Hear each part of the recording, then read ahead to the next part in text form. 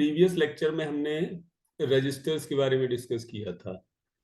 तो आज इस लेक्चर में हम इंस्ट्रक्शन फॉर्मेट के बारे में डिस्कस कर रहे हैं, मतलब करेंगे।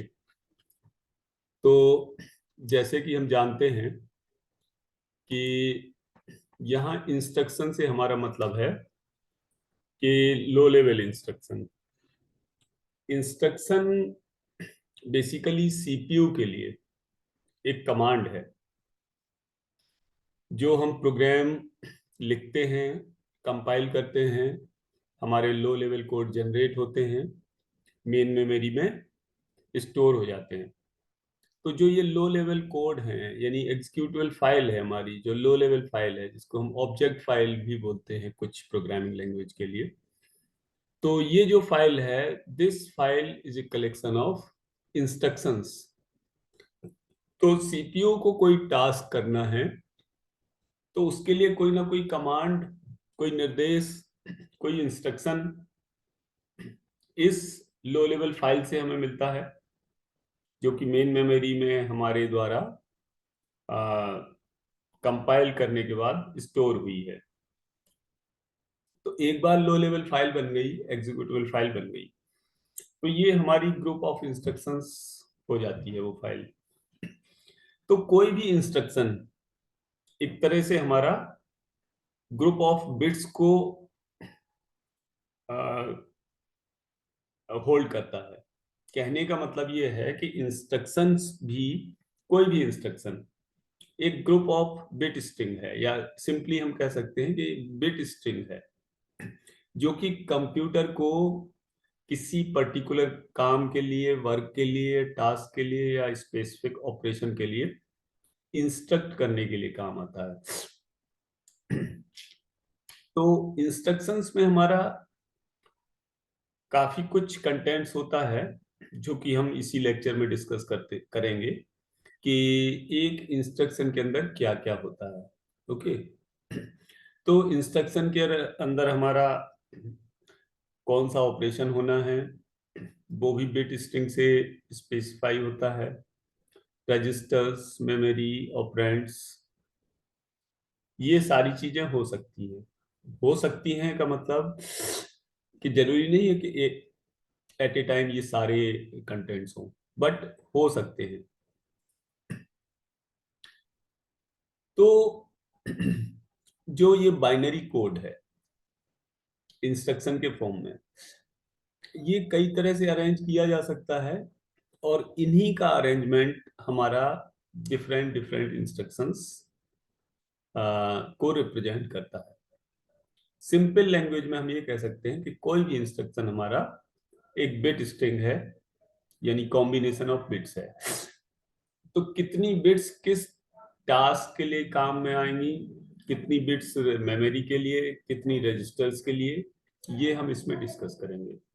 और क्लास में भी मैंने बताया था कि how the bits are actually used to denote the addresses, operands, registers, etcetera. तो इंस्ट्रक्शन कोड यानी कोई भी इंस्ट्रक्शन है, तो एक तरह से कोई भी इंस्ट्रक्शन होगा तो इंस्ट्रक्शन का पर्पज है कि सीपीयू उस टास्क के लिए कंप्यूटर को ऑपरेट करेगा, परफॉर्म करेगा या इंस्ट्रक्ट करेगा। तो किसी भी इंस्ट्रक्शन से हमें दो चीजें मालूम चलती हैं। अगर कोई भी हम इंस्ट्रक्शंस देखें, इंस्ट्रक्शन, तो हम ये कह सकते हैं कि इंस्ट्रक्शन का मतलब क्या होगा कि कौन सा टास्क परफॉर्म करना है, पहली चीज। और दूसरा कि ये जो टास्क परफॉर्म करना है इसके लिए ऑपरेंड्स किस एड्रेस से आएंगे। तो एक तरह से जो इंस्ट्रक्शन कोड है हमारा, इंस्ट्रक्शन कोड मींस वही बिट स्ट्रिंग जिन बिट्स से मिलकर इंस्ट्रक्शन बना है, जिन बिट्स से मिलकर इंस्ट्रक्शन बना है, तो उन बिट स्ट्रिंग को या उस कंप्लीट इंस्ट्रक्शन कोड को हम दो पार्ट्स में डिवाइड कर सकते हैं। मतलब उस कंप्लीट इंस्ट्रक्शन में जो कंटेंट्स होते हैं वो ये दो होते हैं। पहला जो पार्ट है वो है ऑप कोड यानी ऑपरेशन कोड, और दूसरा है वो है operands. Operands in the sense कि ये ऑपरेंड्स के एड्रेसेस को रिप्रेजेंट करते हैं। ठीक है, अभी आगे मैं दिखाऊंगा। तो इंस्ट्रक्शन का जो पहला पार्ट है ऑप कोड, ऑपरेशन कोड, मतलब ये रिप्रेजेंट करता है कि कौन सा ऑपरेशन परफॉर्म किया जाना। देखो, कोई भी इंस्ट्रक्शन होगा तो पहली चीज तो उस इंस्ट्रक्शन को देखने में, यानी उसका जो एक पार्ट होगा उससे ये स्पेसिफाई होना चाहिए कि क्या टास्क, क्या ऑपरेशन परफॉर्म होना है। और दूसरा पार्ट है जो टास्क या ऑपरेशन के लिए ऑपरेंड्स कहाँ से आएंगे, किस लोकेशन से मिलेंगे। यानी ऑपरेंड्स हमारे रजिस्टर में है कि मेमोरी में है कि वर्चुअल मेमोरी में है कि कहाँ पर है, या खुद ही ऑपरेंड हमारा इंस्ट्रक्शन के अंदर रखा हुआ है। तो इस तरह दो पार्ट्स हो गए। पहला हो गया ऑपरेशन कोड, मींस कि कौन सा टास्क परफॉर्म होना, और दूसरा पार्ट है जो कि हमारा ऑपरेंड के एड्रेसेस यानी उनकी लोकेशन, उनकी वास्तु स्थिति कि वो ऑपरेंड्स हमारे कहाँ पर रिप्रेजेंट हो रहे हैं। तो अब बात करते हैं इंस्ट्रक्शन फॉर्मेट की। तो अभी तक जो मैंने बताया, तो एक तरह से इंस्ट्रक्शन फॉर्मेट हमारा बिट्स का लेआउट है। किसी भी इंस्ट्रक्शंस की जो बिट्स हैं, यानी जो बिट्स इंस्ट्रक्शन को रिप्रेजेंट कर रही हैं, उनका लेआउट, ये इंस्ट्रक्शन फॉर्मेट है हमारा। तो अब जो मैंने बताया कि जो बिट्स हैं इंस्ट्रक्शन की, या इंस्ट्रक्शन डिफरेंट डिफरेंट पार्ट्स में डिवाइड होता है। तो इंस्ट्रक्शन जो डिफरेंट पार्ट्स में डिवाइड होता है, इन पार्ट्स को हम बोल सकते हैं फील्ड्स। तो ये जो इंस्ट्रक्शन फॉर्मेट है, ये डिफरेंट सीपीयू के लिए डिफरेंट डिफरेंट होता है। ओके, अगर अलग अलग कोटेशन के सीपीयू हैं तो अलग अलग फॉर्मेट होगा, जो कि हम फोर्थ कमिंग लेक्चर्स में समझेंगे इसको। तो एक तरह से हम ये कह सकते हैं कि it is specific to machine या सीपीयू स्पेसिफिक होता है। तो हर एक सीपीयू का अपना एक पर्टिकुलर या स्पेसिफिक इंस्ट्रक्शन कोड फॉर्मेट होता है। तो इस तरह हम समझ सकते हैं। सपोज करो कि इंस्ट्रक्शन हमारा 16 बिट्स का है, क्योंकि कोई भी इंस्ट्रक्शन होगा तो this is a combination of bits. तो मान क्या लिया एक्चुअली, जो प्रोसेसर हम पढ़ रहे हैं सिलेबस में, उसमें हमारा जो इंस्ट्रक्शन है वो 16 बिट्स का है। तो इस 16 बिट्स में अभी मैंने बताया था कि जो कंप्लीट बिट स्ट्रिंग है, यानी कंप्लीट इंस्ट्रक्शन है, उसको हम दो पार्ट में डिवाइड करते हैं। पहला तो ऑपकोड बोलते हैं, और दूसरा एड्रेस पार्ट, या ये कह सकते हैं कि ऑपरेंड का एड्रेस पार्ट, यानी address of the operand. Opcode denote करेगा कि कौन सा टास्क परफॉर्म होना है, और एड्रेस डिनोट करेगा कि वो ऑपरेंड्स किस एड्रेस से, किस लोकेशन से मिलेंगे।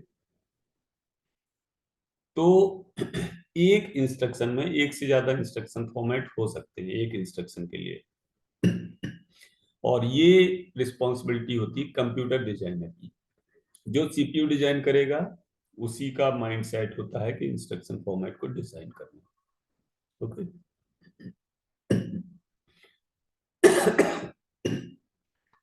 तो ऑपकोड तो ये रिप्रेजेंट करेगा कि कौन सा टास्क परफॉर्म होना। तो अब हमने ये एज्यूम कर रहे हैं कि जो बिट नंबर 12, 13, 14, 15, चार बिट हमारी यूज हो रही हैं ऑपकोड के लिए। यानी इन चार बिट से हम डिफरेंट कॉम्बिनेशंस बना के डिफरेंट टाइप के इंस्ट्रक्शंस को यूज कर सकते हैं। ओके।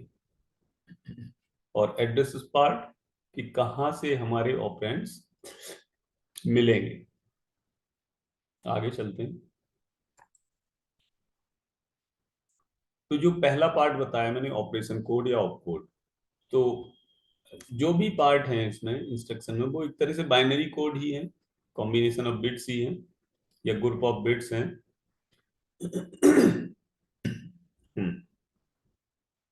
तो ये स्पेसिफाई करता है कि कौन सा ऑपरेशन यानी कौन सा टास्क सीपीयू को परफॉर्म करना है।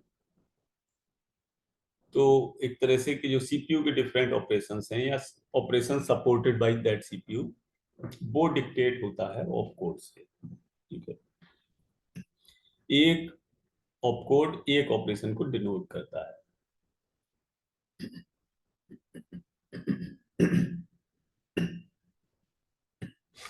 और जो डिफरेंट ऑपरेशंस हैं वो हम जानते हैं कि add, subtract, divide, multiplication, complement, shift, comparisons, okay, logical operations, बहुत सारे ऑपरेशंस पॉसिबल हैं। तो ऑपकोड किसी एक ऑपकोड एक ऑपरेशन को डिनोट करता है, यानी ऑपकोड से मतलब जो उस बिट्स का कॉम्बिनेशन है वो डिनोट करता है। ठीक है, फिर ऑपकोड बिट।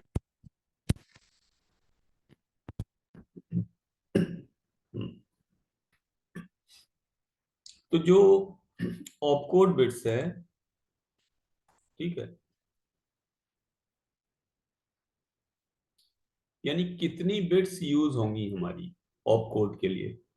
मतलब कि जैसे अगर मैंने अभी 2 बाइट इंस्ट्रक्शन की बात की, तो 2 बाइट इंस्ट्रक्शन हो सकता है या और बड़ा हो सकता है, तो उस टोटल बिट्स में से कितनी बिट्स हमारी ऑपकोड के लिए यूज होंगी, ये डिपेंड करेगा नंबर ऑफ।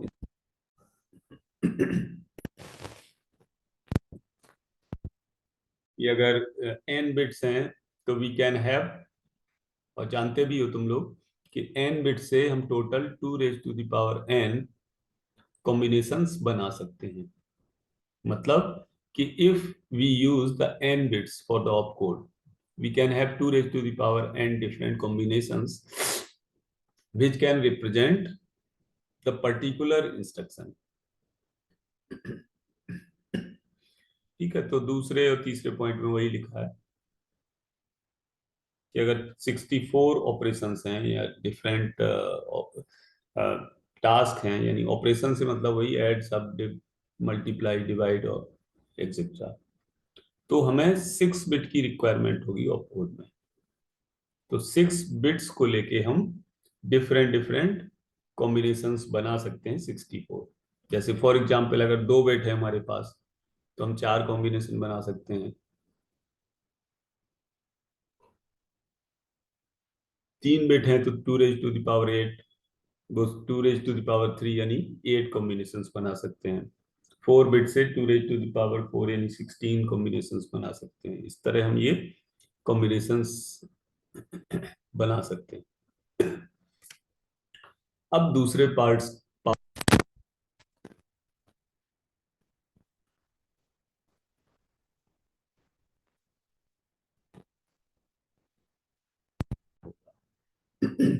लेकिन उस ऑपरेशन को परफॉर्म होने के लिए ऑपरेंड्स कहाँ से आएंगे। ठीक है, वो ऑपरेंड्स मेमोरी में होंगे कि रजिस्टर में होंगे या कहीं और होंगे, ये चीज डिनोट होती है ऑपरेंड एड्रेसेस से, जो कि सेकंड पार्ट है इंस्ट्रक्शन का। तो ऑपरेंड फील्ड क्या इंफॉर्मेशन देता है सीपीयू को या एएलयू को, कि पहली चीज तो ये बताता है कि कहाँ पर ऑपरेशन परफॉर्म करना है, मतलब किन ऑपरेंड्स के साथ ऑपरेशन परफॉर्म करना है। तो यही ऑपरेंड एड्रेसेस या ऑपरेंड लोकेशन हम बोलते हैं। तो एक तरह से कुछ operand as a source work करते हैं और बाद में एक डेस्टिनेशन लोकेशन भी होगी। मतलब कि इंस्ट्रक्शन के ऑपरेंड्स यानी एड्रेसेस फील्ड में ये डिक्टेट हो रहा होगा कि कहाँ से ऑपरेंड्स आएंगे, ऑपरेशन कौन सा परफॉर्म होना है वो तो ऑपकोड से पता चल गया, और ऑपरेंड्स कहाँ से आएंगे उनकी लोकेशंस या एड्रेसेस के बारे में पता चलेगा दूसरे पार्ट से, सोर्स ऑपरेंड्स। और फाइनली जब ऑपरेशन परफॉर्म हो जाएगा तो रिजल्ट यानी डेस्टिनेशन, वो रिजल्ट कहाँ पर जाएगा। तो जो ये लोकेशंस हैं या डेस्टिनेशन हैं, तो हम ये कह सकते हैं कि जो ऑपरेंड है हमारा वो कहाँ पर हो सकता है, ऑपरेंड हमारा कहाँ पर हो सकता है।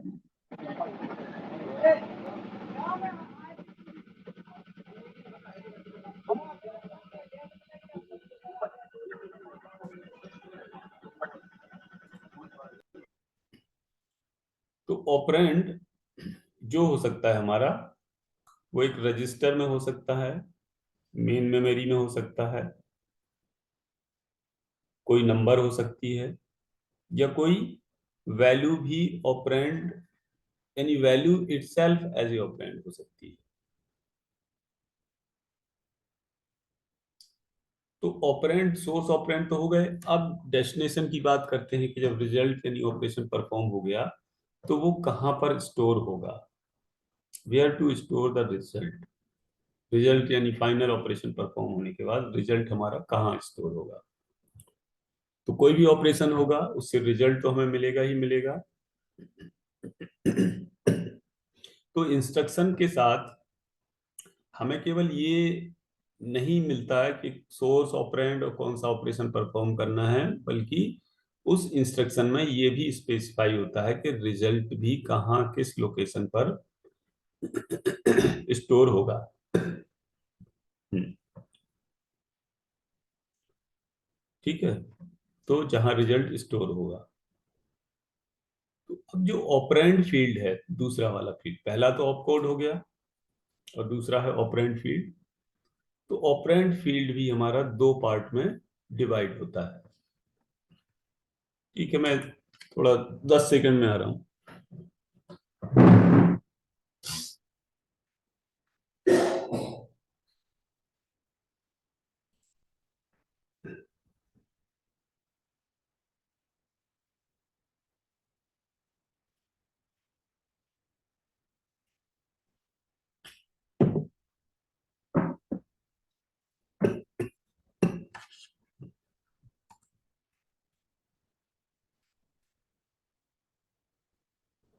तो ऑपरेंड फील्ड के दो पार्ट होते हैं कि पहला तो है एड्रेस फील्ड और दूसरा है मोड फील्ड।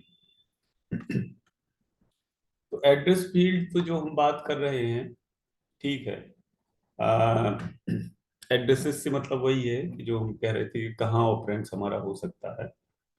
और दूसरा जो मोड फील्ड है वो actually it is related to addressing modes के। एड्रेसिंग मोड्स एक डिटेल्ड 2-3 लेक्चर में हम कंप्लीट करेंगे, तो बाद के लेक्चर में देखेंगे कि ये मोड फील्ड या एड्रेसिंग मोड। तो एड्रेस फील्ड के बारे में हम बात करते हैं। ठीक है। तो ऑपकोड के साथ जो हमारी इंफॉर्मेशन होती है, जैसे मैंने एड्रेस फील्ड में बताया कि ऑपरेंड्स कहाँ से मिलेंगे और फाइनल रिजल्ट कहाँ पर स्टोर होगा। तो ये एड्रेस फील्ड से मिलता है हमें। और ये मैं बता ही चुका हूँ कि एड्रेस फील्ड ऑपरेंड्स के कहाँ कहाँ हो सकते हैं हमारे ऑपरेंड्स फील्ड, मतलब सॉरी ऑपरेंड्स किन एड्रेसेस पे हो सकते हैं। मेमोरी में हो सकता है, रजिस्टर में, या मैंने बताया कि ऑपरेंड या वैल्यू नंबर खुद से इंस्ट्रक्शन में रिप्रेजेंट हो सकती है। तो एड्रेस फील्ड हमारा सोर्स ऑपरेंड बताता है, as well as the resultant destination के बारे में भी बताता है। तो इस तरह हमारा जो एड्रेस फील्ड है, तो वो सोर्स और रिजल्ट ऑपरेंड के साथ साथ नेक्स्ट इंस्ट्रक्शन के रेफरेंस के लिए भी इंफॉर्मेशन रखता है, क्योंकि उसी इंस्ट्रक्शन से नेक्स्ट इंस्ट्रक्शन का रेफरेंस भी मिलेगा कि कहाँ से नेक्स्ट इंस्ट्रक्शन हमारा आएगा, यानी किस लोकेशन से आएगा। मतलब कुछ ना कुछ रेफरेंस नेक्स्ट इंस्ट्रक्शन के लिए भी होता है उसी इंस्ट्रक्शन फॉर्मेट में या इंस्ट्रक्शन कोड में। ठीक है। तो इंस्ट्रक्शन कोड में अभी तक जो हमने डिस्कस किया कि ऑप कोड ऑपरेंड्स हो गया, ऑपरेंड्स डेस्टिनेशन सॉरी ऑपरेंड्स हमारे एड्रेसेस यानी लोकेशंस को डिनोट करते हैं, जिसमें सोर्स ऑपरेंड्स और डेस्टिनेशन ऑपरेंड्स, और उसके साथ नेक्स्ट इंस्ट्रक्शन के लिए रेफरेंस। तो जो पहला पार्ट है इसमें से source and result operand references, तो source and result operand references में क्या है हमारा कि वो सोर्स और रिजल्ट हमारे किसी एक एरिया में हो सकते हैं, तीन में से, कि मेन मेमोरी या वर्चुअल मेमोरी में, या सीपीयू रजिस्टर्स में, या इनपुट आउटपुट डिवाइस में। मतलब सोर्स है, जैसे तुमने कोई प्रोग्राम, मतलब कोई सॉफ्टवेयर चल रहा है, अब तुम्हें वो जब ऑपरेंड्स की बारी आई तो सीपीयू रजिस्टर्स में भी हो सकते हैं पहले से, या मेन मेमोरी में भी स्टोर हो सकते हैं, या फिर तुम उनको इनपुट कीबोर्ड डिवाइस के थ्रू प्रोवाइड करोगे।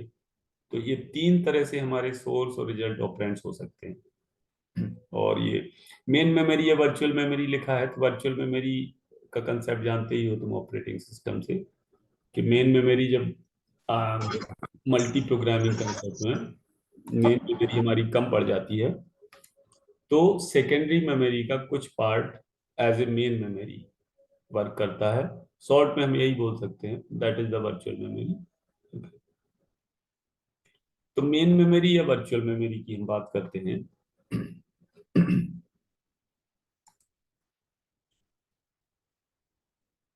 तो जो ऑपरेंड है मेमोरी में, वो उनके मेमोरी एड्रेस से ही स्पेसिफाई होते हैं, और वो मेमोरी एड्रेस हमारा इंस्ट्रक्शन कोड में, चाहे मेमोरी एड्रेस हो, चाहे रजिस्टर हो, चाहे कोई भी लोकेशन हो, वो इंस्ट्रक्शन कोड में स्पेसिफाई होती ही होती है। तो सपोज करो कि कोई मेमोरी है जिसमें 4096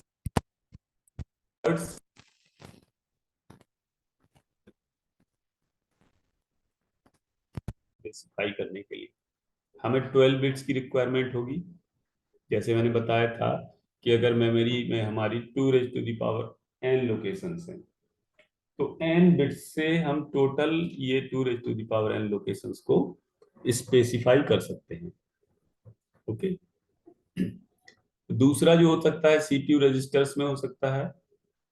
अभी हम बात कर रहे हैं कि ऑपरेंड, सोर्स और रिजल्टेंट ऑपरेंड्स हमारे कहाँ कहाँ हो सकते हैं। तो हमने देखा कि वो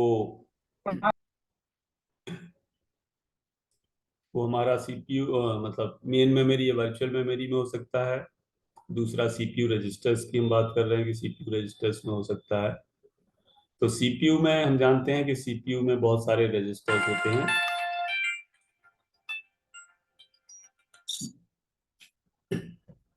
एक सेकेंड।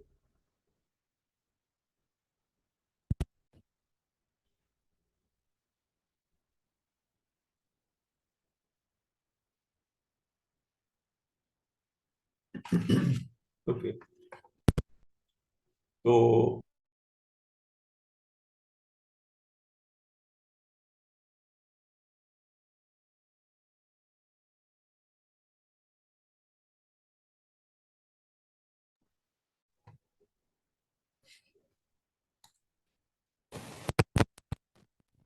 नहीं आएगी।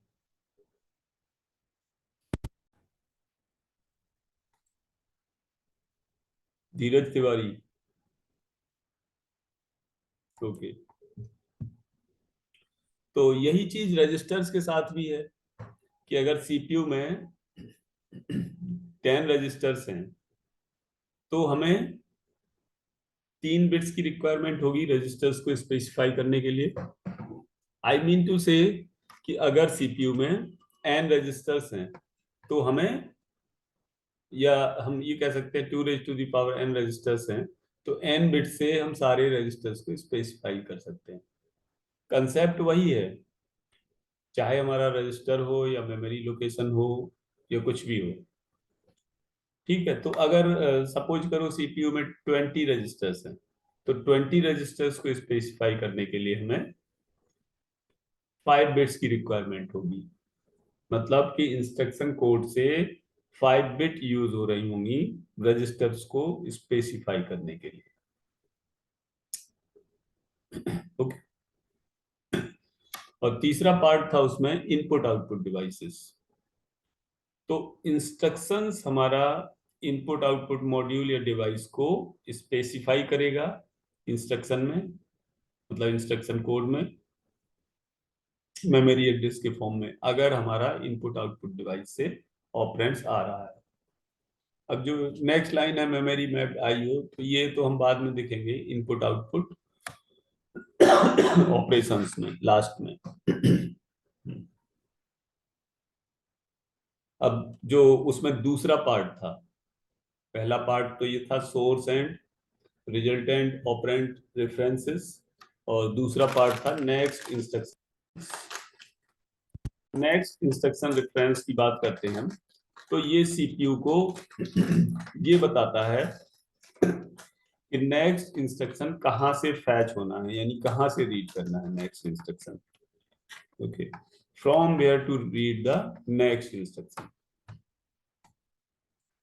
ओके, तो जो करंट इंस्ट्रक्शन का एग्जीक्यूशन होने के बाद नेक्स्ट इंस्ट्रक्शन कहां से रीड होगा, ये स्पेसिफाई करता है नेक्स्ट इंस्ट्रक्शन रेफरेंस। मतलब नेक्स्ट इंस्ट्रक्शन हमारा मेन मेमोरी से फैच होगा या वर्चुअल मेमोरी से होगा, और अगर वर्चुअल मेमोरी से आ रहा है नेक्स्ट इंस्ट्रक्शन, तो ये वर्चुअल मेमोरी का मतलब तो ये है ना कि complete memory including main memory and secondary memory, part of the secondary memory used for virtual memory. Virtual memory में मैंने बताया ही था कि सेकेंडरी मेमोरी का कुछ पार्ट प्राइमरी मेमोरी के साथ कनेक्ट होके। हेलो, हाँ नमस्कार। कहाँ से? अच्छा, हाँ।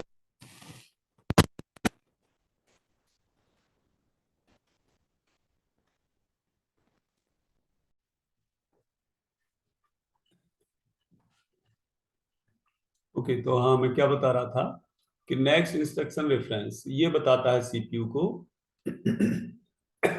कि नेक्स्ट इंस्ट्रक्शन कहाँ से फैच होना है, यानी हमें नेक्स्ट इंस्ट्रक्शन कहाँ से मिलेगा आप पहला इंस्ट्रक्शन एग्जीक्यूट होने के बाद।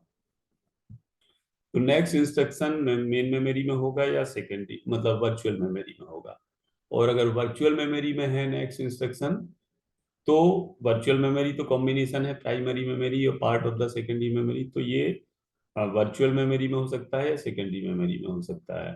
ओके, तो मोस्ट ऑफ द केसेस में कि नेक्स्ट इंस्ट्रक्शन जो फैच होना है वो प्रीवियस इंस्ट्रक्शन को फॉलो करता है, जब तक कि हमारा ब्रांच ब्रांच यानी लूपिंग या स्विच केस, ब्रांच से मतलब ये है कि सडन जंप ना हो।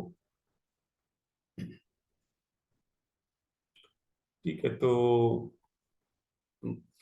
जो पहली लाइन है ना, next instruction to be fetched immediately follows the current instruction, तो वैसे तो सीक्वेंशियल फैचिंग होती है, सीक्वेंशियल रीड होता है, मतलब सीक्वेंशियल एग्जीक्यूशन होता है, लेकिन branch looping function call etcetera के केस में सीक्वेंशियल ना होके कंट्रोल वहां जाता है जहां पे वो पर्टिकुलर हमारा जो ब्लॉक ऑफ स्टेटमेंट है, जिस मेमोरी लोकेशन पर स्टोर्ड है वहां पे कंट्रोल चला जाता है।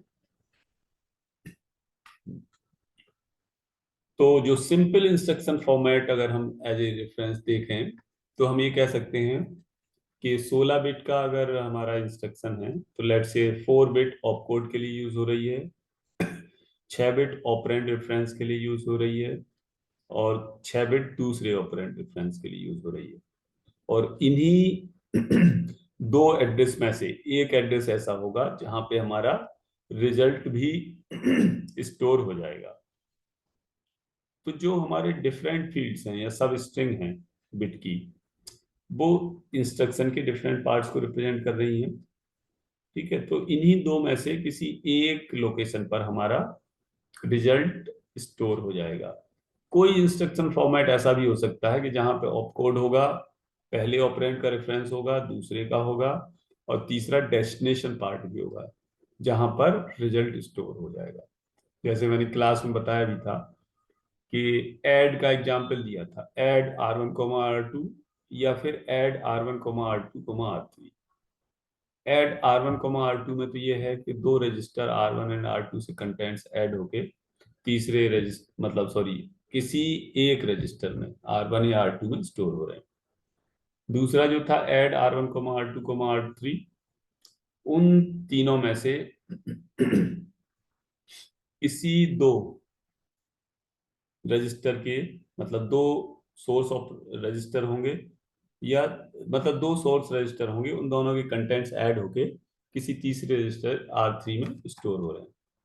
तो जरूरी नहीं कि जो मैंने आर रजिस्टर के सेंस में बताया था वहां रजिस्टर भी हो सकता है, किसी में मेमोरी भी हो सकती है, कोई भी इंडिपेंडेंटली, कोई भी फील्ड इंडिपेंडेंटली रजिस्टर मेमोरी हो सकता है।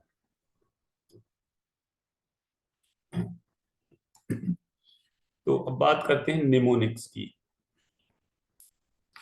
तो जो बाइनरी रिप्रेजेंटेशन है इंस्ट्रक्शन का, उसको डील करना प्रोग्रामर के लिए डिफिकल्ट टास्क होता है, प्रोग्रामर या यूजर के लिए।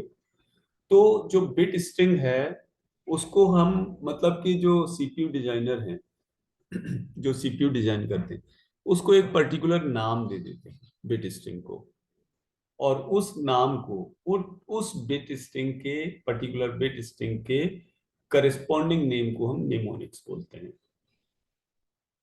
तो जो इंस्ट्रक्शन लिखे जाते हैं वो सिंबॉलिक फॉर्म में लिखे जाते हैं। मतलब वही है कि जैसे मैंने बताया कि बाइनरी स्ट्रिंग होती है स्ट्रिंग, तो बाइनरी स्ट्रिंग तो कंप्लीट होती है।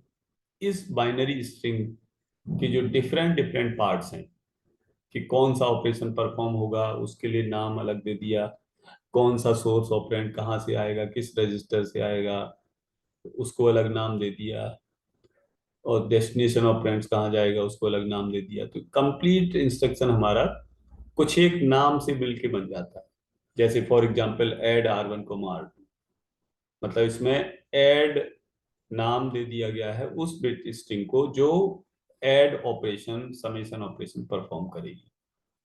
R1 उस बिट स्ट्रिंग को जहां पे सोर्स ऑपरेंड R1 रजिस्टर में मिलेगा। इसी तरह मेमोरी को भी कोई नाम दे दिया जाता है, जैसे एक्स वाई, जो भी हम चाहें। तो इंस्ट्रक्शन हमारे सिंबॉलिक फॉर्म में रिप्रेजेंट किए जाते हैं, ठीक है, इंग्लिश टाइप की लैंग्वेज में। तो जो ऑपकोड हैं तो जैसे इंस्ट्रक्शन के लिए ऑपकोड हमारे नीचे लिखे हैं मैंने, ऐड, सब, लोड, एक्सेट्रा। तो इस तरह कोई इंस्ट्रक्शन हम रिप्रेजेंट कर सकते हैं, ऐड A, B, जिसमें ऐड की अपनी अलग बिट स्ट्रिंग होंगी, ए और बी इंडिपेंडेंटली रजिस्टर या मेमोरी हो सकते हैं, या ऑपरेंड भी हो सकता है डायरेक्ट, ठीक है। अब आते हैं मोड फील्ड पर, जो मैंने बताया था लास्ट में मोड फील्ड होता है। तो मोड फील्ड यानी जो बिट है, बिट्स हैं, तो वो स्पेसिफाई करता है कि ऑपरेंड का इफेक्टिव एड्रेस, ऑपरेंड जिस लोकेशन पर है, मेमोरी के अंदर, मेमोरी में या मेमोरी से रजिस्टर में, एक्चुअली ये क्या है डिटेल में हम बाद में समझेंगे एड्रेसिंग मोड में। तो मोड फील्ड स्पेसिफाई करता है कि ऑपरेंड है हमारा, उसका इफेक्टिव एड्रेस कैसे डिटरमिन किया जाएगा। तो बिट्स जो मोड फील्ड को डिफाइन करती हैं किसी इंस्ट्रक्शन के, उनमें बहुत सारे ऑल्टरनेटिव्स और वेराइटीज होती हैं, ठीक है। तो उन वैरायटी को, मतलब कॉम्बिनेशंस को यूज करके किसी गिवन एड्रेस से ऑपरेंड्स को चूज किया जाता है, सिलेक्ट किया जाता है। तो ये हम एड्रेसिंग मोड में डिस्कस करेंगे, ओके। और ये हमारी लास्ट स्लाइड है, स्पेसिफाइंग एड्रेसिंग मोड, ओके। तो कुछ मतलब सीपीयूज के इंस्ट्रक्शन फॉर्मेट में जो एड्रेसिंग मोड है इंस्ट्रक्शन के, वो अलग से बाइनरी कोड में स्पेसिफाई किए जाते हैं, जैसे कि हमारा ऑप कोड स्पेसिफाई होता है। और कुछ कंप्यूटर है हमारा कि दोनों ही, मतलब कि ऑपरेशन और mode field of the instruction दोनों को एक ही इंस्ट्रक्शन में स्पेसिफाई करता है। ठीक है, तो I think that's this lecture has been completed. The lecture instruction format I have explained entirely, and in the next lecture I will describe, or we will discuss, the instruction execution cycle, the complete phases of the instruction execution. So if you are having any query regarding the contents of this lecture, you can just immediately ask with me. तो किसी को कुछ पूछना है?